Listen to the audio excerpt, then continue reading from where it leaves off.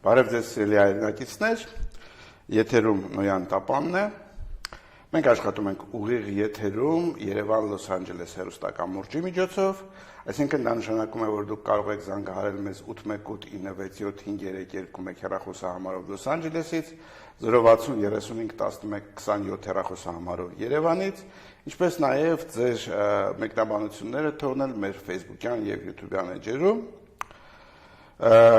Հաղորդումը սկսելուց առաջ ուզում եմ շնորհակալություն հայտնել մեր հաղորդման հովանավորին, ABC հեռուստաընկերությանը և Վրեժ Աղաջանյանին, որոնց շնորհիվ այս հեռուստակամուրջները հնարավոր են դառնում, ինչպես նաև Connect to Communication ընկերությանը, որի տեխնիկական աջակցությամբ հնարավոր է դառնում այս բավականին բարդ տեխնիկական միացումները Երևան Լոս Անջելես։ Եվ այսպես այսօր մեր տաղավարում հյուրն է Ղարաբաղ կոմիտեի անդամ Աշոտ Մանուչարյանը և մենք փորձելու ենք պարոն Մանուչարյան ձեզ հետ ամփոփել քաղաքական տարին, հասկանալ թե որ չափով 2017 թվականը հայ ժողովրդի միասնականացման կամ ամբողջականացման համար իր դերը ունեցավ, սակայն ես ուզում եմ իմ առաջին հարցը սկսել հետևյալից։ Ես ինքս 88-90-ական թվականներին բազմիցս ականատես եմ եղել ձեզ բոցասունչ ելույթներին թատերական հրապարակում, երբ որ տասնյակ, 100 հազարավոր մարդիկ լսում էին ձեր խոսքը, լսում էին ձեր մեկնաբանությունները, վերլուծությունները և շատ դեպքերում հենց ձեր վերլուծությունների հիման վրա էր ժողովուրդը որոշումներ ընդունում և կատարում այս կամ այն գործողությունը։ Այն ժամանակ ձեր ելույթները բավականին այսպես կոնկրետ էին, հստակ, ուղղորդող և երևի գալիս էին տվյալ ժամանակահատվածի հրամայականներից, ինչ է պետք անել, ինչ քայլից հետո ինչ է պետք անել, ինչպես կազմակերպել և այլն։ Դուք մի քանի անգամ եք եղել մեզ մոտ մեր տաղավարում հենց այս հեռուստակամուրջի ընթացքում և ես պետք է ասեմ, որ ի տարբերություն 88 թվականի կամ 90-ական թվականների ձեր ելույթները դարձել են մի քիչ ավելի տեսական, ձեր մտահոգությունը դարձել է ոչ այնքան հայ ժողովրդի այս կամ այն հատվածի համար ինչ-որ խնդիրներ տեղում լուծելու, այլ դուք խոսում եք ավելի շատ ընդհանուր համամարտկային խնդիրների մասին, որոնց ածանցյալն է հենց հայկական խնդիրները։ Մինչդեռ ես կարծում եմ, որ մեր հայրենակիցներից շատ-շատերը, ով որ ձեզ տեսել է թատերական հրապարակում, գիտի ձեր քաղաքական գործունեությունը, ձեզնից սպասում են կարծես թե ավելի կոնկրետ, ավելի այսպես շոշափելի արդյունքներ։ Ինչով է պայմանավորված, որ թե ձեր, թե հայք նախաձեռնության այս կոչերը, մոտեցումները, որոնք որ ևս մեր տաղավարից ձեր նախաձեռնության բազմաթիվ անդամներ ելույթ են ունեցել բազմաթիվ անդամ, իրենք այսպես կարծես թե դարձել են ավելի տեսական, ավելի համընդհանուր և գուցե ես սխալվում եմ, բայց ինձ թվում է, որ մեր հայրենակիցներից շատերը այնքան էլ լավ չեն կարողանում որսալ այն վեկտորը, որին դուք ուղղորդում եք, որով պատկերացնում եք, որ հայ ժողովուրդը պիտի ամբողջականանա։ Դուք խոսում եք հայկականությունից, հայ ժողովրդի ամբողջական լինելու իրավունքից և այլն։ Արդյոք այս նպատակները հնարավոր է հասնել ինչ-որ ծրագրային քայլերի միջոցով և որոնք են այդ ծրագրային քայլերը։ Այդ տեսեք, մենք փաստորեն վերջի տարիներին գործում ենք դժվարին պայմաններում և այդ դժվարին պայմանների հիմնական եզրույթներից մեկը նոր դուք արտասանեցիք, դուք ասեցիք մենք հանդիպում էինք թատերական հրապարակում։ Մենք դες հետ չենք հանդիպել թատերական հրապարակում, թատերական հրապարակ դա եղել էր մինչև մեր հանդիպումը։ Երբ որ մենք հանդիպեցինք, մենք հանդիպում էինք արդեն ազատության հրապարակում, որտեղ շատ լավ այդ ժամանակ միգուցե մտքով չենք հասկանում, բայց մեր ողջ էությամբ հասկանում էինք մի բան, որ այն բանաձևը որ ասված է և կճանաչես ճշմարտությունը և ճշմարտությունը քեզ ազատ կդարձնի, այդ ժամանակ մեզ հստակ տրված էր բոլորիս։ Այսինքն մենք գիտեինք ճշմարտությունը որն է, ասում եմ, շատ դեպքերում ոչ ուղեղով, այլ էությամբ, բայց դա այդ պատճառը չգիտակցելու այդ էությունը բերեց նրան, որ մենք կորցրեցինք շատ բաները այն ժամանակվա ուրեմն ձեռքբերումների։ Իսկ հիմա մենք ունենք նույն խնդրեմը։ Մարդիկ չեն հասկանում ինչ է կատարվում։ Չգիտեն ուղղակի։ Շատ անգամ ասում են ինչ անենք եւ հեշտ պատասխան կա։ Սերժ Սարգսյանին հանենք շպրտենք դուրս, փոխարինենք նրան մի լավ մարդով եւ ամեն ինչ նորմալ կլինի։ Այո, շատերը հենց իշխանափոխության հետ են կապում։ Այո, այստեղ մի խնդրեմ կար։ Մենք շատ լավ մարդկանց բերեցինք 90 թվականին։ Հոյակապ մարդկանց։ Լավագույն, այսպես երևի թե այն լավագույնը ինչ որ կարող էր տալ Հայաստանը, դրա մի էական հատվածը, ոնց որ ասած, հայտնվեց իշխանության համակարգում, փաստորեն դարձավ իշխանություն։ Եվ հետո հսկայական դեգրադացիա ապրեց մի քանի տարվա ընթացքում, որն էր պատճառը։ Մենք չէինք պատկերացնում աշխարհը ինչպես է կառուցված, ինչ համակարգեր են գործում, ինչ մղումներ կան, ինչ նպատակադրումներ կան։ Հիմա մենք այդպես գործել չենք կարող։ Այդ բանի, այդ սխալմունքի պատճառով մենք վեցեցինք սխալ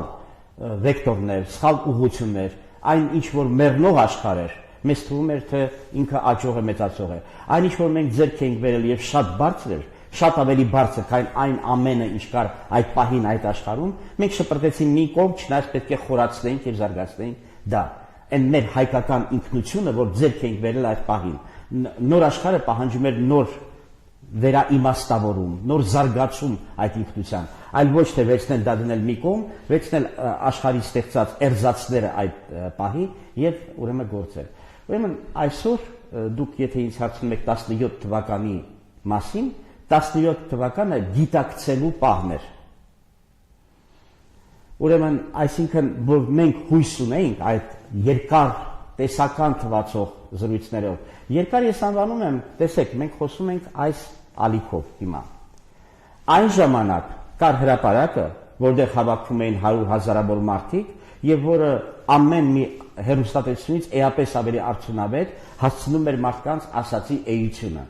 Հիմա ամեն ինչ, ինչը խորքային կարող է ասվել, փակ է։ Հայաստանում ոչ մի հերոստալիկ ինձ չի հրավիրի եւ խորքային զրույց չի վարի եւ իմ գործընկերներին նույնպես, որովհետեւ լսված է էրզածներով, որոնք թույլ են տալիս մարդկանց խաբված պահել, կեղծ բաների վրա պահել, չբացատրել ինչու Սերժ Սարգսյանին հանելը բավարար չի, չնայած անհրաժեշտ է։ Մենք պետք է հասկանանք ինչից ենք հրաժարվում եւ ինչ ենք ձեռք բերում։ Հնարավոր չէ ուղղակի ուրեմն մեկը մյուսին փոխելով գործել։ Եվ այս տեսակետից հիմա մենք ունենք հստակ առաջարկություն մեր ժողովրդին, որը կրկնել ենք այս ամբողջ 1 տարի, 1.5 տարի, 16 թվականից փաստորեն հրապարակային մեր այդ գործունեությունը սկսվեց այն բանից հետո եւ սաստիկների այդ դեպքերից, ապրիլյան պատերազմի դեպքերից հետո մենք հասկացանք ինչ խորքային ճգնաժամի ենք հասել, մենք հասկացանք ի նկատի ունեմ մեր ժողովուրդը եւ սկսեց փնտրել պատասխանները, ինչ անել։ Եվ այդ ժամանակ հոգևոր Հայաստանը ձևավորվեց մտավորականության մի շրջանակ, որը ասեց, այս սա է ճանապարհը, հայության ամբողջականությունը հայկականության հիման վրա։ Ոնց է, ինչպես են գնալու։ Ես հույս ունեմ ձեր հետագա հարցերը արդեն կլինեն շատ կոնկրետ եւ ես կտամ ձեզ շատ կոնկրետ պատասխաններ։ Որ օրը, որ ժամին, որտեղ, ինչ գործողություններ, ինչպես։ Մի պայմանով միայն, որ մեր ժողովուրդը հասկանալու է, որ առայժմ շատ քիչ բան է հասկանում եւ հասկանալը մեր հիմնական գործողությունն է, ինձնից սկսած բոլոր լսողներով ավարտած։ Մենք բոլորս պետք է հասկանանք խորքային ինչ է կատարում աշխարհում, ինչ է կատարում ամենքիս մեջ, ինչն է մեզ ստիպում գործել այնպես, ինչպես այսօր գործում ենք, լինել այնպիսի անհեթեթը, լինել այգահը, լինել կործանող ամեն ինչ, ինչպիսին է այսօր մեր ընտրանին շատ բանով, եւ ինչպես գործի ժողովուրդը, երբ որ ընտրանուց զրկված է փաստորեն։ Այս բանասին խոսել։ Շատ լավ, բայց երբ մենք սկսում ենք խոսել դրա մասին, անմիջապես այսպես տպավորություն է առաջանում, համայն դեպս առաջին իսկ տպավորությունը, որ առաջանում է, որ մենք խոսում ենք դավադրության տեսության մեջ այդ սահմաններում եւ քանի որ դավադրության տեսության մեջ նաեւ կա այն հատվածը, որ նրանք, ովքեր կազմակերպում են դավադրությունը, պետք է ապահովեն նաև դրա ինֆորմացիոն ապահովումը, նաև դավադրության տեսությանը չհավատալու ձևով, փաստորեն իրավիճակ է առաջանում, որ կարծես թե այս բոլոր տեսական խոսակցությունները այսպես փորձում են մղել դեպի դավադրության տեսություն։ Այդպես է թե ոչ։ Ուրեմն դավադրության տեսություն եզրույթը ստեղծվել է այն մարդկանց կողմից, ովքեր այսօրվա տիրակալներն են այսօրվա աշխարհի իրական, եւ նրանք ցանկանում են, որ մարդիկ երբեք չհասկանան, թե ինչ է կատարվում։ Ես իրոք այսպես սրբության սրբոցի նման պետք է ընկալեմ, որ միջազգային բանկը, միջազգային վալյուտային ֆոնդը, Եվրոմիությունը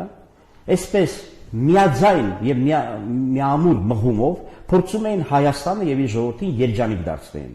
Եվ այն բոլոր դեղատոմսերը, որոնք մեզ բաժանել են, այ 90 թվականից սկսված, երբ որ մեր ժողովրդական շարժումը հաղթեց ընտրությունների ժամանակ, որից հետո մենք համոզված էինք, որ դա առաջատար աշխարհի առաջատար կառույցներն են եւ միայն երջանկություն են ուզում մեր ժողովրդին։ Եվ շնորհիվ դրանց դեղատոմսերի մենք ավերեցինք մեր գիտությունը, մեր արդյունաբերությունը, մեր մշակույթը, մեր ուրույն կյանքը, մեր էությունը։ Մենք այս ամենը կորցրեցինք մեր ազգաբնակչության կեսը, փաստորեն, այս բանի արդյունքում ունեցանք անընդհատ պատերազմ նրանց ռեցեպտներով գործերով։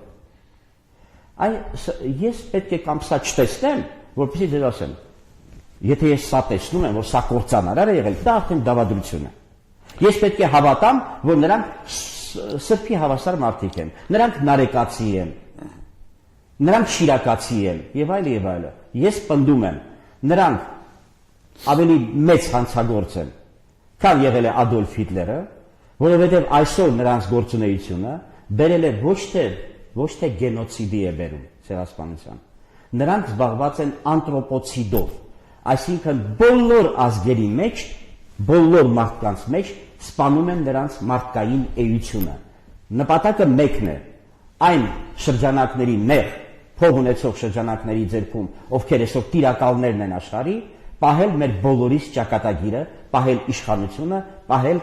հարստությունը եւ շարունակել դա կենտրոնացնել։ Եվ բոլոր կառույցները, ովքեր դրանով են զբաղվում, մենք դրանց բացահայտելու ենք, ցույց ենք տալու, այսօր ուղիղ խոսակցությունների ժամանակն է։ Մենք պետք է իմանանք ով է տանում մեզ դեպի կործանում, եւ մենք պետք է հստակ հասկանանք, որն է մեր ճանապարհը։ Իդեպ ձեզ ասեմ, կարևորագույն մեր պայքարը ոչ թե ընդդեմ է այդ բաների կառույցների։ Մենք ուղղակի պետք է իմանանք, որ նրանց հետևից գնալը դա կուրությունների կուրությունն է։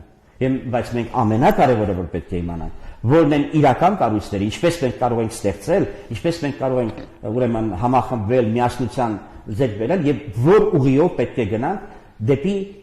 այն փայլուն ապագան, որը նախատեսված է մարդկության համար, այդ թվում նաեւ հայության եւ միգուցե առաջին հերթին հայության, որովհետեւ մենք կարևորագույն առաքելություններ ունենք իրականացնելու։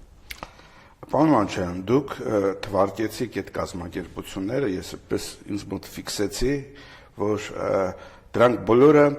արևմտյան կազմակերպություններ էին, դուք Ռուսաստան չթվարկեցիք։ Դարապես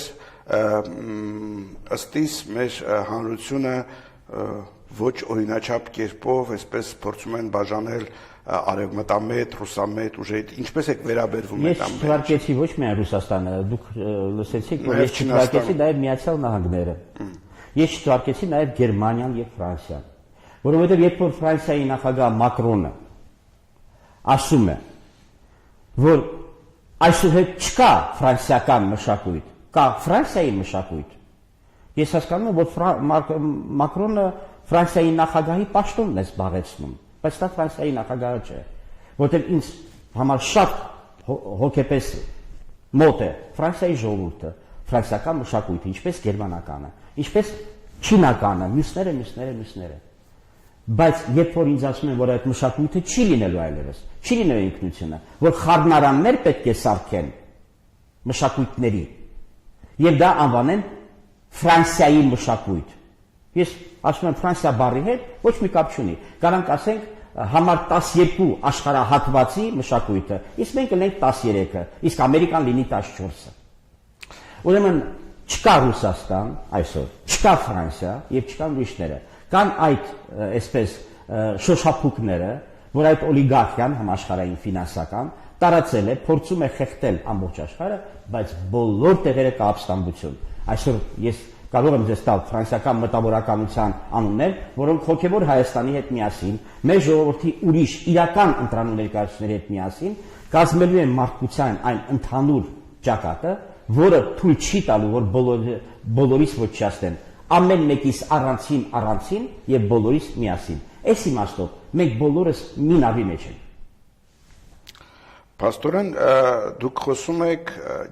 վեր պետական, վեր ազգային պետությունից վերև գտնվող ուժերի մասին, որոնք խառնարաններ են սարքում։ Ես ուզում եի ձեզ այս խառնարանների հետ կապված այս հարցը տալ առաջին։ Դուք վստահ եք, պարոն Մանուկյան, որ այդ խառնարանները սարքում են եւ ոչ թե դրանք ինքնաբերաբար մարդկության պատմության զարգացման հերթական ուրեմն արդյունքն են, որոնք բխում են, ասենք, սոցիալ-տնտեսական հարաբերություններից, մարդու էությունից, բնությունից եւ այլն։ Այդ հազարամյակներով եղել է այն օրգանական գործընթացը, որի մասին դուք խոսում եք։ Եվ այդ հազարամյակների մեջ մենք, որ ասացի մեր առաքելության կարևորության մասին, որը ամեն անգամ նշում են նաև, հիշեցեք մեզ Հռոմի Պապը, մեզ հիշեցնում է եվրոպական մտավորականությունը եւ այլն, ինչ են հիշեցնում։ Ասում են հարյուրամյակներ, եթե ոչ հազարամյակներով, դուք ամեն լավը աշխարհի ցանկացած կետում տեսնում եք, որովհետև ստեղծել եք մի հսկայական համակարգ, որը վերջի խմբագրությունը այդ համակարգի կոչվում էր ջուղայի վաճառականներ, բայց որի հիմքում ընկած էր աղուլիսի հոգևոր համակարգը, միշտ մեր տնտեսական, քաղաքական համակարգերի խորքում եղել է հոգևոր Հայաստանը։ Պատահական չի, որ մտավորականությունը դա ասում է, որովհետև եթե այդ հոգևոր խորքային մարդկային էությունից բխող իմպուլսները, ազդանշանները չլինեն, մենք կարող ենք կործանենք ամեն ինչ, ինչպես կործանում են այն կառույցները, որոնց մասին ես խոսեցի, որովհետև նրանց մեջ մարդկային հոգին բացակայում է։ Հիմա մենք ինչ ենք արել, լավը վերցրել ենք եւ տարել ենք եւ դրանով օրինակ կայացրել ենք շատ բանում, մեր գուման ենք ներդրել Եվրոպայի կայացման մեջ։ Եվ դա եղել է ոչ թե մի հարյուրամյակ, ոչ թե մի տասնամյակ կամ հազարամյակ, անընդհատ այդ բանը տեղի ունեցել ամբողջ աշխարհից դեպի Եվրոպա, Եվրոպայից դեպի ամբողջ աշխարհ։ Մենք տարել ենք ոչ միայն ապրանքներ, այլ մենք տարել ենք հոգևոր ազդանշաններ եւ այդ կայացմանը մասնակցել ենք։ Դա օրգանական մարդկության միասնություն էր։ Ոչ միայն մենք ենք եղել, ճիշտ հասկանանք։ Տարբեր ուրիշ ազգեր են այդպես գործել։ Դա այն համագործակցությունն է, որը պետք է լինի։ Դա չի քանդում ամեն մեկի ինքնությունը, ամեն մեկի մշակույթը։ Հակառակը, նոր ազդանշանները բերող նպաստում է նրա զարգացմանը։ Ամեն մի նոր ազդանշան այդ դեպքում այդ այսպիսի համագործակցության մեջ մարդիկ իրար հարստացնում են։ Լրիվ այլ է ինչ որ անում են հիմա։ Ասենք թե ավիրեցին Եվրոպայի ուժերով Աֆրիկան, Եվրոպայի այդ մակրոնների ուժերով, ոչ թե իրական Եվրոպայի։ Իրական Եվրոպան ուղղակի նողկանք է ապրում այդ ամենի նկատմամբ։ Ավիրեցին Աֆրիկան, Աֆրիկայից ամբողջ զանգվածները բարձրացեցին եւ ողողում են հիմա Եվրոպան։ Ոչնչացնում են Աֆրիկայի ժողովուրդների մշակույթները, ուրույն իրենց տեղը ունեցող մարդկության ընդհանրականի մեջ։ Եվ հիմա ոչնչացնում են Եվրոպան եւ եվրոպական մշակույթները եւ ինքնությունը։ Խառնարաններ դարձնում, որ չլինի ֆրանսիական մշակույթ, լինի Ֆրանսիայի մշակույթ, որտեղ Ֆրանսիայում արդեն մարդիկ վերածված են առածին ատոմների։ Դա հեշտ է մանիպուլյացիայի ենթարկել, հեշտ է կառավարել։ Իսկ լավ փորձեն այն Ֆրանսիան, որը ուրեմն Հիտլերի ժամանակ դիմադրության ճակատներ կազմակերպում, այդ Հունաստանը, այդ ուրեմն Իտալիան, եւ մյուսները, բոլոր տեղերը, այդ Հարավսլավիան, այդ բոլոր տեղերը հսկայական դիմադրության, եվրոպական դիմադրության ալիք բարձրացավ։ Եվ այսօր նույնպես բարձրանում է Եվրոպայում եվրոպական դիմադրության ալիքը, բայց դրանք իրական ընտրանիներն են Եվրոպայի, ոչ նրանք, ինչ որ մենք տեսնում ենք հեռուստացության էկրաններին։ Նրանք որպես կանոն վերակացումներն են այդ համաշխարհային փողի, որը փորձում է կործանել այսօր աշխարհը։ Շատ է, պարոն Մանուկյան, ես փորձեմ ձեզ հետ համաձայնվել, սակայն այդ դեպքում ինչու հենց մենք, ինչու հենց հայ ժողովուրդը, որը որ մարդկության մեջ կարծես թե բավականին փոքրատիվ է։ Եթե ձեր ասած process-ները տեղի ունեն մի իրոք աշխարհում, ապա ուրեմն աշխարհում եւս կգտնվեն խելոք մարդիկ, ազգեր, որոնք որ ուրեմն հասկանալով թե ինչ է տեղի ունենում, ուրեմն տեղում կկազմակերպեն որոշակի ուրեմն դիմադրության շարժումներ, որոշակի ընդվզումներ այս ամբողջ խնդրի մեջ, եւ այդ ժամանակ մենք կարող ենք ասել, որ մենք չենք, որ պիտի ճեղքենք այս ուրեմն համատարած ճակատը, ուրեմն կան նաև դաշնակիցներ տարբեր երկրներում, ազգային ուժեր, ազգային ինքնությունը պահպանող եւ ձգտել պահպանող ուժեր, որոնք որ ուրեմն դաշնակից կլինեին հայերի հետ եւ կփորձեին ուրեմն այս համաշխարհային վեր պետական դավադրությունը հաղթահարել։ Ես կառաջարկեմ դուք պատասխանեք այս հարցին պարզապես փոքր գովազդային ընդմիջումից հետո։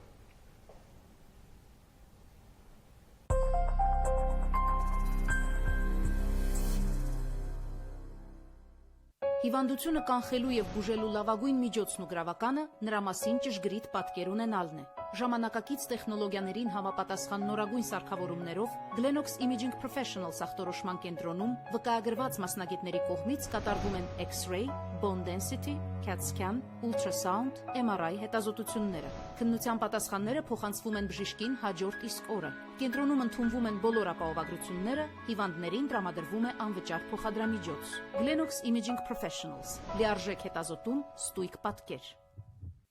Նորաբաց բուրգերիմը առաջարկում է շատ համեղ համբուրգերի տեսակներ՝ բանջարեղենով, սալմոնով, ոչխարի եւ տավարի մսով, ինչպես նաեւ աղցաններ ձեր քինքին եւ ճաշակին հաճելի։ Հավաքույթների համար ընտիր տեսականի եւ հիանալի սպասարկում։ Ցանկության դեպքում այս ամենը կարող է հայտնվել ձեր բնակարանում։ Free delivery։ Հասցեն 1350 East Colorado Glendale։ Համեցեք։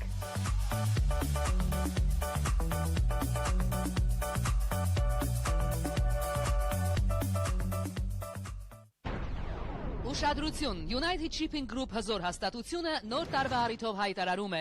մեծ չափի արկղերի կրկնակի զեղչեր։ 3 XL չափի արկղը 49.99, 4 XL 59.99, 5 XL 69.99, Jumbo Box 89.99։ Շարունակում են նախկին զեղչերը։ Տանից տեղափոխումը անվճար, Հայաստանում առաքումը անվճար։ Օդանավով փաունդը 3.99, կստանան 5-ից 7 օրում։ Հեռախոսակարտերը վաճառվում են 3.99։ Այսօրվանից ուղարկեք ձեր նոր տարվա նվերները։ Մենք հզոր ենք միասին։ Tower Pharmacy դեղատունը համարվում է լավագույններից մեկը, քանի որ սպասարկումը դրված է բարձր մակարդակի վրա։ Գրանցվելով Tower Pharmacy դուք հեռու եք մնում բոլոր տեսակ ուշացումներից, դեղերի պակասություններից եւ ամենակարևորը ժամանակի աննպատակ կորուստից։ Ձեր դեղերը ճիշտ ժամանակին կլինեն ձեր տանը։ Գրանցվելով Tower Pharmacy դուք կլինեք անհոգ եւ առողջ։ Դե ուրեմն ապրեք առողջ։ Tower Pharmacy մենք գտնում ենք Glenox եւ Verdugo փողոցների հատման կետում։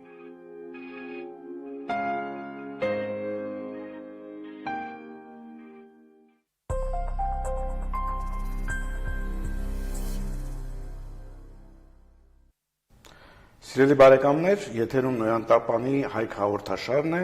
եւ մենք ուղիղ եթերում զրուցում ենք Ղարաբաղ կոմիտեի անդամ, Հայք նախաձեռնության անդամ Աշոտ Մանուչարյանի հետ։ Պարոն Մանուչարյան, ես մի փոքր կրկնեմ իմ հարցը, որը տվեցի նախորդ բաժնում։ Ինչու հայերը եւ ինչու այդ դեպքում չկա այսպես տարբեր երկրներում ընդվզումներ, ճակատ, դիմադրություն այդ համաշխարհային ուրեմն տիրապետության ձգտող վերպետական կառույցների դիմադրելու հարցում։ Սեմ Քավլիցից ուրեմն որտեղ ոչ մի դեպքում որևէ ժողովրդի չի ցանկանա, որ նա այսպես միայնակ սկսել որևէ նման պայքար, որովհետև կամ առաջատար ձգտել լինել այդ պայքարում, որովհետև գերհզոր է այսօր առայժմ մեռնող, բայց գերհզոր է այդ համակարգը եւ ցանկացած ժողովրդի չինացիները ձգտում են այդպես հանդես չգալ։ Չինաստանը զգուշավոր է, ավելի շուտ ցույց է տալիս, որ ուզում է փոխի իր դերը եւ տեղը աշխարհակարգում, այլ ոչ թե աշխարհակարգը։ Եվ բոլորն են այդպիսի կեցվածքով, Տրամփն է այդպիսի կեցվածքով հանդես գալիս, որը նույնպես դեմ է գործում այդ աշխարհակարգին։ Տեսեք, ես ինչ դիմադրության ճակատ, ես ասացի Տրամփ, ես ասացի Արուսի իր ողջ Չինաստանով։ Տրամպը Ամերիկայի մի հատվածով, որը դուրս է այդ ուրեմն բանից, եւ նույնը բոլոր եվրոպական երկրներում եւ այլը։ Այսինքն ժողովուրդները ընդդեմ հսկայական ընդվզում է եւ ասում եմ համակարգը այդ աշխարհակարգը այսօրվա որ կա, քաղաքակրթական իր կարգով դա դատապարտված է։ Ուրեմն բարեկամներից մեկը մեր եվրոպական ինտելեկտուալներից մեկը Ժան-Լուի Լիպերը, որը այստեղ հանդես էր գալիս, որակավորելով այդ որակը, այդ իշխող համակարգի, օգտագործում է շիզանոյա եզրույթը, այսինքն նրանց ասացները եւ արածները, երբ որ հիմնավորում են, եթե ուշադիր լսես, բացարձակ խելագարություն է, շիզոֆրենիան միացրած պարանոյայի հետ, նա մցրեց մի եզրույթ, որը շիզանոյա անվանեց։ Եվ դրա համար, քանի որ մարդիկ այդ վիճակում են գտնում, նրանց հնարավոր չի որևէ բան բացատրել եւ այլն։ Չնայած մարդեր ընդամենը, որոնք հիվանդ են, ես նկատում եմ այդ փոխկուտակող համակարգերը, դրանց տրամաբանության մեջ գործողները։ Դա համար ուղղակի դիմադրությունը ընթանում է համատարած մարդկությունով մեկ եւ փորձելու է դա փոխել, որտեղ ոչնչացնում է դա բոլորին։ Օրինակ 3 տարածիորեն մխրճվեցին մեր ընտանիքը, սրբության, սրբոցահայության։ Պարտադրեցին Եվրոմիությունը մուտք կատարեց Հայաստան, ես ասում եմ ավելի մեծ հանցագործ որևէ մեկը մեր հանդեպ չի եղել։ Անկամ երբ որ Թալատ Փաշան մյուսների հետ միասին ոչնչացնում էր մեր ժողովրդին, ովքեր ողջ էին մնում, պահպանում էին ընտանիքը, կամ եթե մի մարդ էր ընտանիքից մնում, նա ընտանիքի փիլիսոփայությունն էր պահպանում, էությունը, եւ ընտանիք կարող էր ստեղծել, գիտեր որ դա սրբության սրբոց է։ Իսկ հիմա մցրեցին մի համակարգ, ըստ որի ցանկացած վարքյանին ոստիկանը կարող է մտնել ընտանիք եւ ասել ամուսիններ իրար մեջ կռվել է կամ ուրեմն հայրը երեխան, թոռը պապը եւ այլը եւ այդ համակարգը մցրեցին կեղծ հիմնավորումներով եւ բանով թե իբր թե բռնություն կա ընտանիքում ոստիկանը մինչեւ էտել ով ծեծեր ինչաներ կարող են մտնել բայց նրանք կեղծ հիմնավորումներ երիտասարդության գլուխը լվանալով ցույց տալով թե գիտեք բարայր գործ են կանում իրականում մեծագույն հարվածը հասցրեցին մեր ժողովրդին խոսում եք այդ ընտանեկան բռնությունների դեմ դա ուղղակի մահացու հարվածներից մեկն էր ավելի մեծ հարված էր քան մենք ստացանք ապրիլյան պատերազմի կամ նախորդ ոչ պատերազմական ընթացքում մեր հակառակորդ Ադրբեջանից Հիմա ուրեմն բայց ինչը այնուհանդերձ իսկ ինչ հայերը իսկ ինչու մունետիկ իսկ ինչն է առանձնահատկությունը ես ասում առաքելության մասին եւ այլն Մեկը ասեց Հյուրոմի պապա այն որ կուտակել ենք մեր ինքնության մեջ այդ մունետիկի ուրեմն գործելակերպը գործելավոճը կուտակել ենք երկրորդը մեր ողբերգության պատճառով մենք աշխարհով մեկցրված ենք բոլոր տեղերում երկրներում հավատարիմ քաղաքացիներն ենք եւ որդիները եղել այդ երկրի նաեւ որովհետեւ շնորհակալ ենք եղել մեզ տեղավորելուն այդ երկրում ընդունելուն հյուրընկալելուն եւ այլն եւ այսօր ուրեմն ցանկանալով ուրեմն հաջողություն այդ երկրների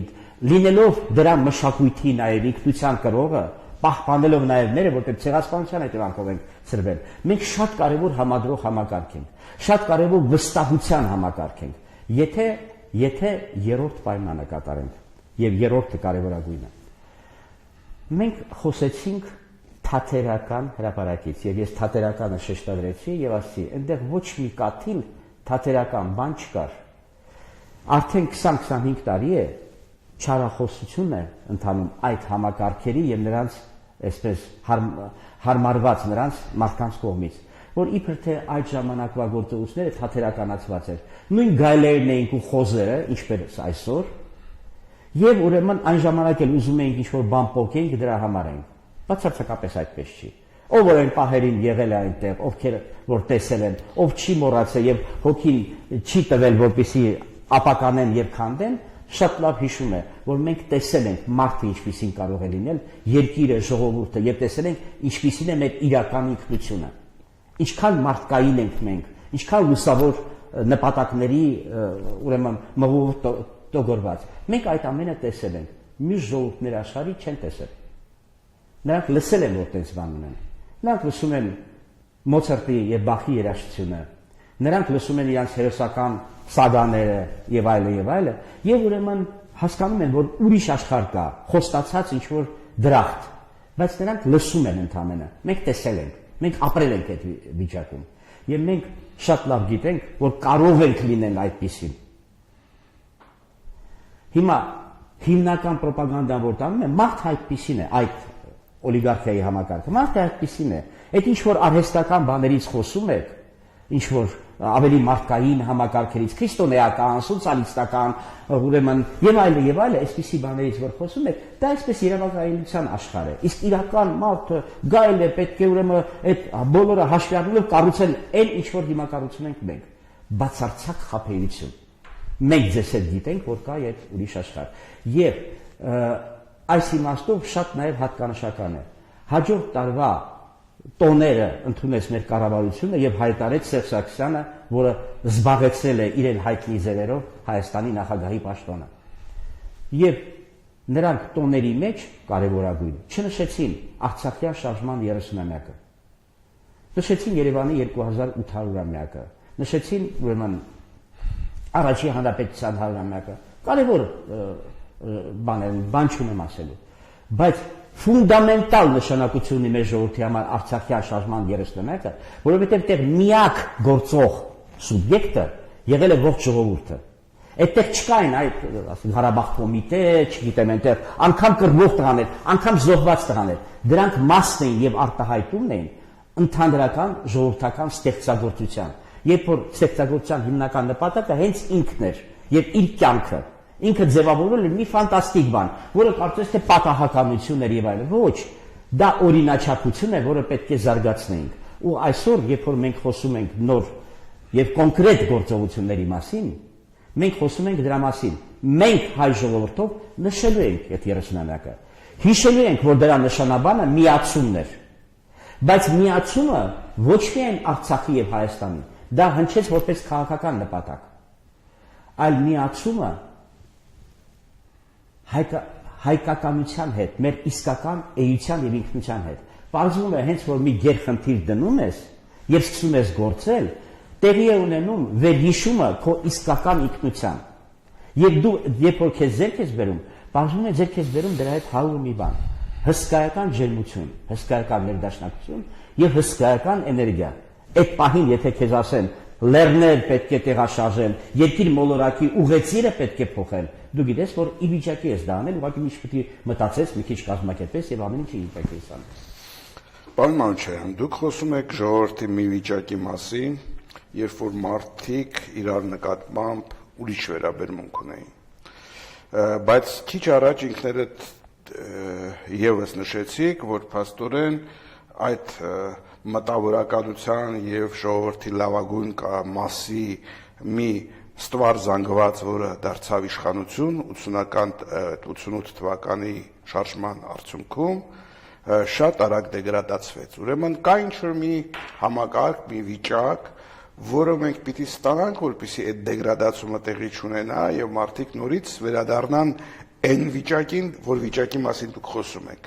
Ինչպես պետք է ստանալ այդպիսի համակարգ։ Անկասկած, ես համարում եմ, որ Ղարաբաղյան շարժման ընթացքում ամենակոպիտ սխալը, որ կատարվել է,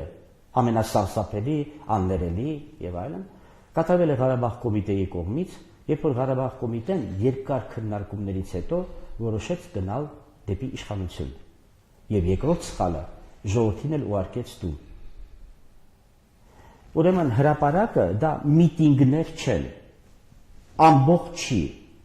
խաղաշփոթություն չի։ Դա մի բան է, երբ որ մարդկանց թույլ է տալիս իրար զգալ, իրար հետ լինել, ձեռք բերել այդ ներդաշնակցությունը, այդ էներգիա։ Մի խոսքով, դա լրիվ ուրիշ բան է, այդ հրապարակային հավաքները շատ կարևոր են։ Հին ժամանակներում դրանք կոչվում էին միստերիա։ Երբ որ մարդիկ ուղին դեպի Աստված, դեպի բարձրագույն իրենց էությունը, իրենք հարթեցնում էին հատուկ տիպի կատարվող արարողակարգերով։ Այդ հրապարակը վերածվել էր հավերժ այդպիսի արարողակարգի, այսինքն մենք զարմանալի միստերիա ենք ցել, երբ որ միստերիայի ողջ կյանքը, այսինքն ամբողջ կյանքի բովանդակության մեջ մարդը վերելք էր ապրում, գնում էր վերև։ Մենք իրավունք չունեինք մարդկանց տուն ուղարկել եւ չպահպանել հրապարակը։ Ղարաբաղ կոմիտեն մտնելով իշխանություն, ասեն որպես արդարացում Ղարաբաղ կոմիտեի,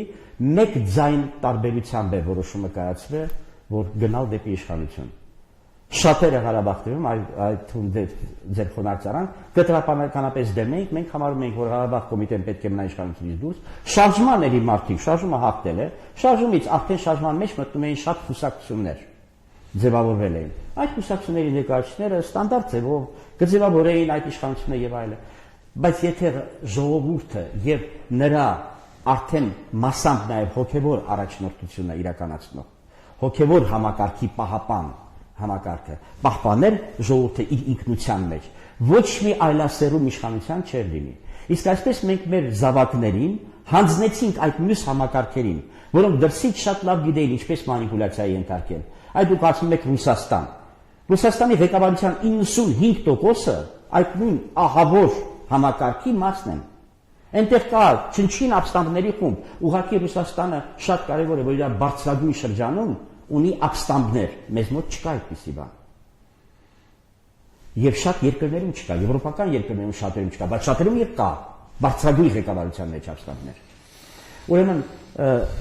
մենք այդ խնդիրը հիմա ստանձնել է հոգևոր Հայաստանը։ Հոգևոր Հայաստանը ժողովրդին ուզում է համախմբել, նորից հավաքել, ուրեմն նաև հրապարակում բարբերաբար այդ հավաքները անցկացնող, որպեսզի ժողովուրդը մեկը մյուսի թիկունքը զգա, որպեսզի զգան նորից այդ ջերմությունը, այդ միասնությունը եւ այլն, հոգևոր Հայաստանը ուզում է վերականգնի հոգևոր համակարգը հայության, ինքնությունը, մշակույթը, այդ պատմությունը, որ ամբողջականում է որպես մի միավոր։ Շատ լավ, մենք եւս մեկ անգամ դուրս գանք Կարճատև դադարի, որից հետո կփորձենք խոսել այն կոնկրետ քայլերի մասին, եթե կան այդպիսիք, թե ինչ է պետք անել հասնելու համար այդ իրավիճակին։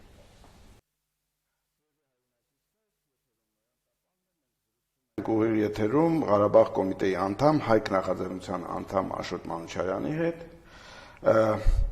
Մենք ունենք հեռախոսազանգեր, պարոն Մանուչարյան, չնայած ես շատ ավելի կուզեի, որ դուք պատասխանեիք այդ կոնկրետ գործողությունների քայլերին, որովհետև քայլերի մասին ձեր պատկերացումներին, քանի որ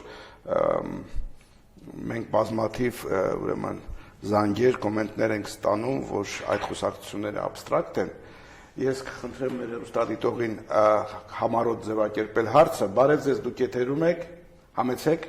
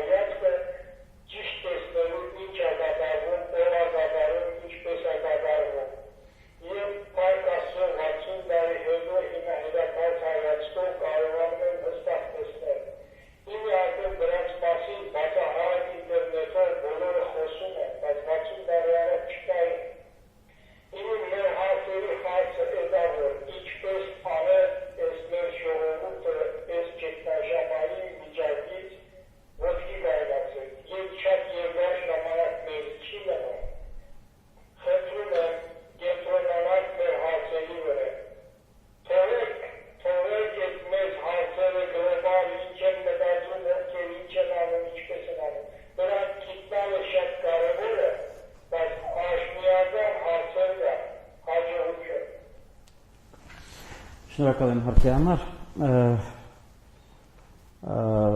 Ես փաստորեն այս ամբողջ ընթացքում պատասխանում էի այս հարցին եւ հիմա կշարունակեմ երկրորդ մասի պատասխանել, բայց առաջի մասը ինչի ենք խոսում գլոբալից։ Դուք հասկանում եք 75 падգամավոր մեր 100 հոգյանոց պարլամենտից, այդ թվում նաեւ համարյա համատարած ընդդիմությունը, որը իբր թե ներկայացնում է ժողովրդին, կողմ են քվեարկել, որպեսզի հայկական ընտանիքը ավիրվի։ Իսկ այդ օրենքները հայկական ընտանիքը ավիրելու, գեյ պարադները այստեղ կազմակերպելու եւ հազար ու մի բան, այդ բոլորը մտցնում է այդ համակարգերը, որոնց մասին ես խոսեցի։ Եվ պետք է հասկանանք, որ այդ համակարգերը մտցնում են այդ օրենքները եւ այդ օրենքները իրականացնում են մեր համակարգացիների միջոցով։ Եվ եթե մենք չենք վերականգնում այն հոգեվոր համակարգը, որի մասին ասացի, մենք մերոնց անպաշտպան ենք թողնում, նրանք կուլ են գնում եւ դառնում են մեզ հոշոտող։ Ես ասեցի յենիչեր են դառնում, յենիչերը մենակ Թուրքիան չի ստեղծել։ Յենիչերները հիմա ստեղծում են այդ համաշխարհային կառույցները բոլոր երկրներում։ Մակրոնը յենիչեր է Ֆրանսիայում, ոչ պակաս քան մեր ուրեմն բաները այստեղ։ Եվ սրանով ես մի կողմ դնեմ արդեն այս հարցերը, հիմա անցնեմ կոնկրետին, ինչպես այս բանը ի նկատի ունենալով, ինչպես ենք մենք կառուցելու մեր աշխարհը։ Եվ այսպես, ուրեմն ամբողջ այս ընթացքում մենք խոսում ենք նրա մասին, որ Հայաստանում մնացած ներուժը եւ բավարար չի, եւ սխալ է միայն Հայաստանով կառուցել, ուրեմն Հայաստանի կառավարումը, որովհետեւ ուրեմն Հայաստանը, Արցախը, ես Հայաստանը, որ ասում եմ, Արցախն էլ միասին նկատի ունեմ, դա մեր հայրենիքի մի կտորն են, մեր օրրանի մի կտորը, որը այսօր հայաբնակ է, եւ հայաբնակ է այսպես, որ մարդիկ ճանաչում են իրենց հայ եւ գործում են ինչպես հայ, որտեղ հայրենիքի մյուս մասը, որ արևմտյան Հայաստանն է, էլի հայաբնակ է, բայց որոնք չգիտեն, որ իրանք հայ են, ծպտյալ հայեր են եւ այդտեղ էլ շատ բարդ խնդիրներ կան ուրեմն զարգացումների հետ կապված։ Ուրեմն հիմա մենք պետք է անենք հետեւյալը. աշխարհում բոլոր նրանք, ովքեր հայ են իրենց կողմ, նրանք պետք է հասկանան, որ սա օրանի մի մասն է եւ միասնական փորձելու ենք այդ օրանը կատարյալ վիճակի վերել եւ դրա համար ստեղծում ենք, բայց սրանից բացի նաեւ նոր խոսեցի ծպտյալ հայերի մասին, խոսում եմ բոլոր մեր գաղութների մասին, որտեղ ցանկացած տեղ կարող է ամեն վարքան այսպիսի խնդրեմ ստեղծվել, ինչպես ստեղծվեց Ուկրաինայում, երբ որ մարտերը սկսեցին հայկական հայ փախստականները Ադրբեջանից Կրամատորսկ քաղաքում հայտնվեցին Կիզակետում այդ բաների։ Եվ դրա համար հայկական համակարգը այսօրվա աշխարհում, երբ որ ամեն վարքյան հարված կարող են ստանան ամեն տեղ, ոնց որ Սիրիայում, Իրաքում ստացան, հիմա Թուրքիան է հերթում, ուզում են պայթեցնել Թուրքիան։ Պետք է գոռան կարծես թե ուռա, բայց ուռա ուրեմն գոռալուց առաջ պետք է հասկանան, որ այդ պայթեցնելը կոճակով չի եւ կազմակերպումը անարյուն չի անցնում։ Դա բերելու է հսկայական տառապանքների նաեւ հայության համար այնտեղի եւ մյուս ժողովրդերի համար, որ բարեկամ ժողովուրդներ են։ Հետեւաբար մենք պետք է մտածենք Թուրքիայի այնպիսի ուրեմն վերաձևավորման տրանսֆորմացիայի մասին, որը թույլ տա ուրեմն ժողովուրդներին բերել մի նոր վիճակի, այդ տարածքում ապրելու եւ շատ բանով լուծել նաեւ այդ հարցը, որ մենք անվանում ենք հայկական հարց։ Հիմա ինչպես ենք դա անելու։ Առաջինը հայության համադրող կառույցներ, հայության գործունեությունը համադրող։ Ուրեմն դա ինտեգրալ կառույցներ պետք է լինեն եւ փետրվար ամսին հոգեվոր Հայաստանը կոչ է արել, ուրեմն որ 30-ամյակի հետ կապված մենք պահպանելով այդ միացում նշանաբանը, ածնենք այդ միացման նոր փուլին։ Եթե առաջ Արցախն ու Հայաստանն էր, ապա այսօր ողջ հայության միացումը ի նկատի ունի, մնում է այդ նույն պահը, միացում նաև սեփական ինքնության հետ, այսինքն վերհիշենք մենք ով ենք, ինչպիսին ենք եւ նոր տիպի կազմակերպենք մեր կյանքը եւ իհարկե համագործակցություն երրորդ միացումը մարդկության այն ջոկատների հետ, որոնք նույնպես այն ազգերի հետ, որոնք եկել են այդ վիճակին, որ ուզում են կերտեն խաղաղ աշխարհը, որտեղ եթե մենք ներսում ինչպես առաջարկեց մեր բարեկամը, որ նոր հայրենակիցը որ հարց էր տալիս, ուրեմն եթե մենք ներսում ինչ որ ֆանտաստիկ մի ձևով Հայաստանը նորմալացնենք, բայց այն պայթունները, որից ես խոսում եմ, օրինակ Թուրքիան պայթեցվի, Թուրքիայում քաոս սկսվի, այդ քաոսի ալիքները անցնելու են մեր վրայով։ Մյուս կողմից մեր հերոստատիտողը ասում էր, որ այն ինչ որ դուք ուզում եք անել մեր ուժերից վեր է, Եվ գուցե պետք է կենտրոնացնել մեր ներքին խնդիրների։ Ես նորից եմ կրկնում, ես չասացի, եւ այդ ընդհանուր մոլորակային խնդիրը լուծելի են մոլորակի ժողովուրդները, նրանք զբաղված են դրանով։ Այդ ճակատները ձևավորվում են, խնդիրը դա չի։ Ես ընդհանրապես տեղեկացրեցի, որ մենք պետք է դա իմանանք, եւ մեր դրական ներդրումը ասացի ինչ է, համադրման լավագույն, ամենաարդյունավետ համակարգն ենք աշխարհի այսօրվա դրությամբ։ Հիմա որպեսզի մենք այդպեսին դառնանք, ինչ պետք է անենք։ Այս տարվա ընթացքում մեծ քանակով այդպիսի համադրվող կառույցներ են ձևավորվում հայության մեջ։ Շատ էֆեկտիվ կառույց են ձևավորել գիտնականները, որպեսզի զարգացնեն գիտությունը։ Գիտությունը զարգանա առաջին հերթին Հայաստանում, բայց հայության գիտության մասին է խոսքը, մեզ պետք է եւ Լոս Անջելեսում, եւ Կրասնոդարի երկրամասում, եւ աշխարհի ցանկացած կետում աշխատող, ապրող հայ երեխան ձգտի դառնալ գիտնական, ինչպես 30 տարի, 50 տարի առաջ ձգտում էր Հայաստանում։ Մինչև մենք չսպանեցինք դրա մեջ այդ երազանքը եւ չասեցինք դրան, որ պետք է դառնալ ուրեմն փողի հետ խաղացող մարդ։ Հիմա այդ գիտական համակարգը ձևավորվում է։ Նույնը մենք ունենք կրթական, նույնը ունենք արտաքին քաղաքական եւ այլն, ուրեմն արդյունաբերության, գիտաարդյունաբերության վերականգնման խորհրդակցություններ վերջերս հոգեվոր Հայաստանի կողմից հրավիրված, որտեղ Սփյուռքի եւ Հայաստանի ուրեմն այդ ձեռներեցները քննարկում են, թե ինչպես գիտաարդյունաբերական համակարգ իրականացնել։ Եվ այսպես մենք փետրվարը ունենք, երբ որ պետք է նշենք 30-ամյակը, եւ դա նշում ենք ոչ թե զուտ նշել այն իմաստով, որ ահա փառապանց մի օր է, ոնց որ 100-ամյակը առաջի հանրապետության եւ 2800-ամյակը Երևանի, եւ նշում ենք այդպես չէ։ Դա լինելու է բացարձակ գործնական նշում։ Մենք ուրեմն վերսկսում ենք նոր փուլ այդ միացման եւ այդ բոլոր համադրող օղակները սկսում ենք ձևավորել։ Այստեղ երեք ես այսպես ականատեսնեի հոգեվոր Հայաստանի այսպես կամուրջի, Skype-ային կամուրջի Եվրոպայի երկրների հայ մտավորականների հետ։ Եվ այնտեղ գնում էր քննարկումը այսպիսի խնդիրների, ինչ քայլերով դա պետք է կատարվի, եւ ես կուզենայի այսպես դիմեի մեր ողջ ժողովրդին, անկախ նրանից թե ովքեր որտեղ են այսօր մեզ լսում, որ բոլորը ով ինչ կարող է անել, կյանքի ցանկացած ոլորտում համախմբման եւ ճեղքում կազմակերպելու ուղղությամբ, ճեղքումը թե Հայաստանում, թե ընդհանուր հայության մեջ, ուրեմն այդ մարդիկ թող անպայման կապեն հոգեվոր Հայաստանի հետ, նրանք ունեն Facebook-այի մեջ հոգեվոր Հայաստան եւ ունեն Skype հոգեվոր Հայաստան.am։ Ուրեմն այդ բանով կապվեն, առաջարկեն, ասեն ինչ կառույցներ կան կառույցներ, որոնք տասնամյակներով եւ անգամ հարյուրամյակներով հայկական կառույցներ, որ գործում են աշխարհում մեջ, եւ որ նրանք պատրաստ են այդ նոր որակի, նոր շնչի մեջ գործեն, որովհետեւ ինչը կատարվել է մինչեւ այսօր եղել է կարեւոր շատ-շատերը հայապահպանման, այս կամ այն նպատակներին հասնելու համար կարեւոր գործեր են արել, բայց այսօր որակապես ուրիշ փուլ պետք է սկսվի։ Մենք պետք է հասնենք այդ ամբողջականությանը։ Մենք կորցրեցինք ամբողջականության մի սիմվոլիկ շատ կարևոր առիթ։ Դա ցեղասպանության 100-ամյակն էր։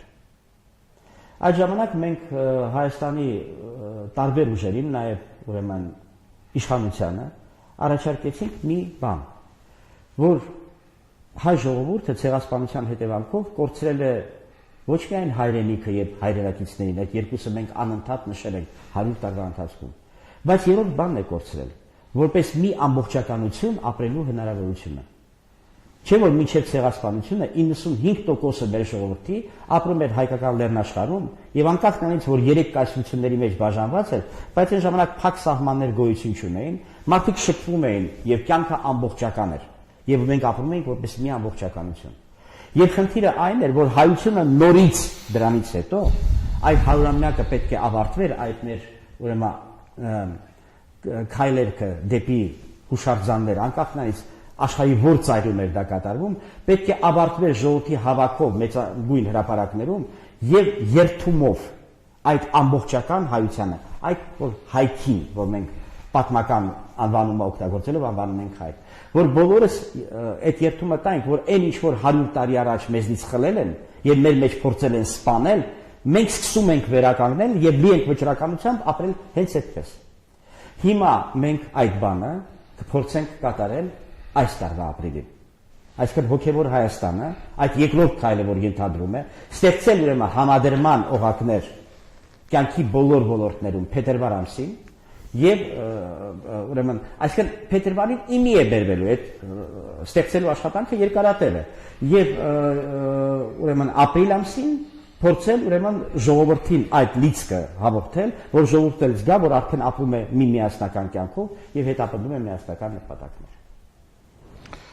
Շատ լավ, պարոն Մանուչարյան, մենք զանգեր ունենք, ես չէի ուզում ընդհատել ձեզ, որովհետև դուք փաստորեն վերջապես այսպես կոնկրետ ծրագիր եք կարծես թե նկարագրում, չնայած իմ առաջին տպավորությամբ այդ ծրագիրը իրագործելու համար պետք են կառույցներ, պետք են համախոհներ, մարդիկ, փոխադարձ ինչ-որ կապեր, որոնք որ ուրեմն իրար համադրելով այդ ուժերը աշխարհի տարբեր երկրներում կսկսեն ստեղծել այդպիսի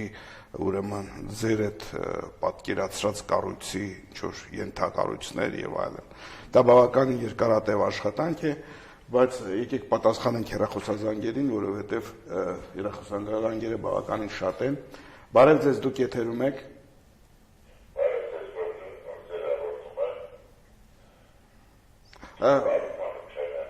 Այո։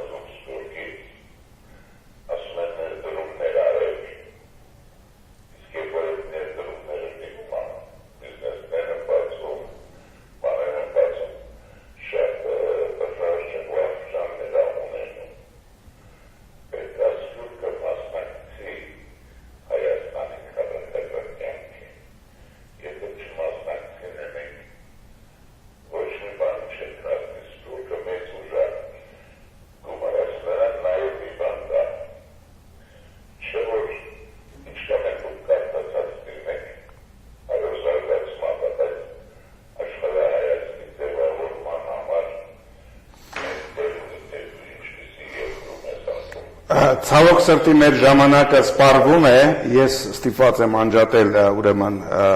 անջատել մեր հաղորդումը։ Պարոն Մանուչարյան, բառացիորեն մի քանի վարյալի ընթացքում խնդրում եմ ուրեմն ամփոփենք